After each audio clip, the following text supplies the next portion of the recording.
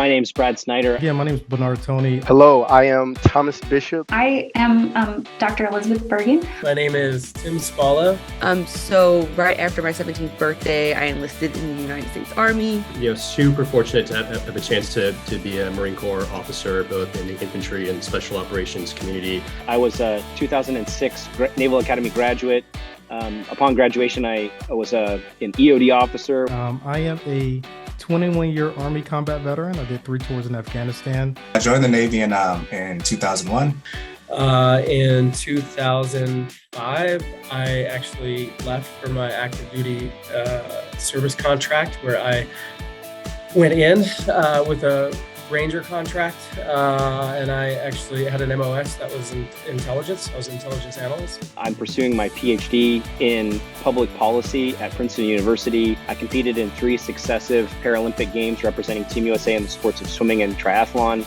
I've won in total 6 golds, 2 silver, and I broke a world record in Rio in 2016. My capstone assignment in the military was at the White House Medical Unit. So I served in the White House from 2018 to 2022. My background is in mental health counseling, but I specialize in working with military and veteran populations.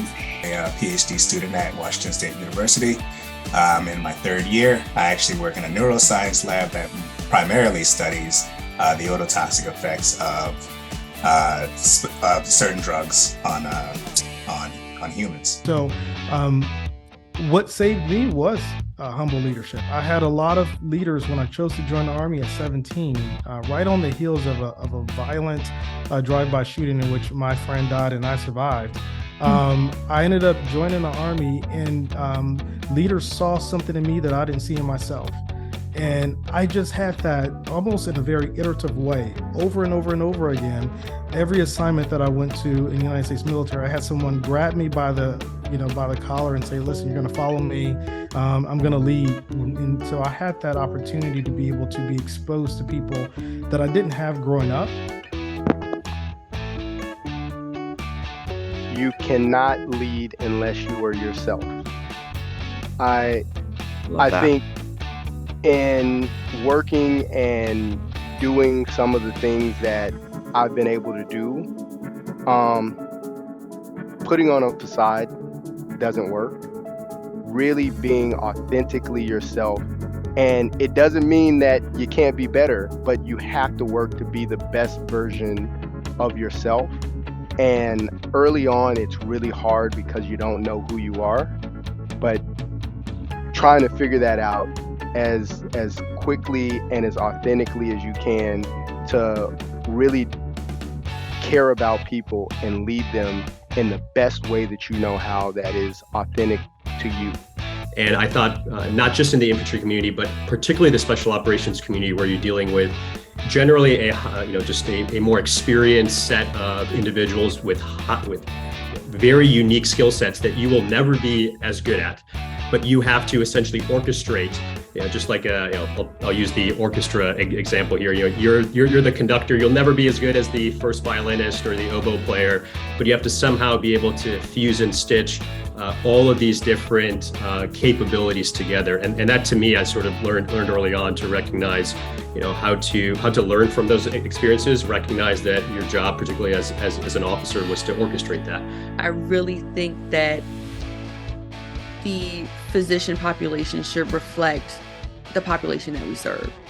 So that is my long-term goal, is to have an impact on how we assess who's able to be a physician and how we encourage our physician population to look like the population we serve. And so a big part of my work moving forward from that time was finding ways to advocate for military populations. And so I got my doctorate in counseling from the University of North Texas, and that's when I became a Tillman Scholar. And part of that was wanting to work towards having the ability to do research to better illustrate the lived experiences of military personnel. And so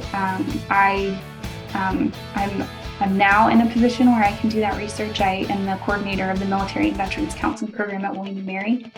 And I'm at the Department of Veterans Affairs, in which There's new legislation that was approved called the PACT Act in 2022 to be able to evaluate and provide comprehensive care for veterans who have been exposed to a range of different things in their time of service. That could have been depleted uranium, ionizing radiation, airborne exposures, burn pits, things of that nature.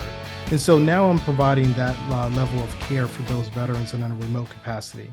That boost you get from getting the scholar, you know it's hard, and then you get in the room with the other scholars and you go, oh, this is a much bigger thing than I thought it was.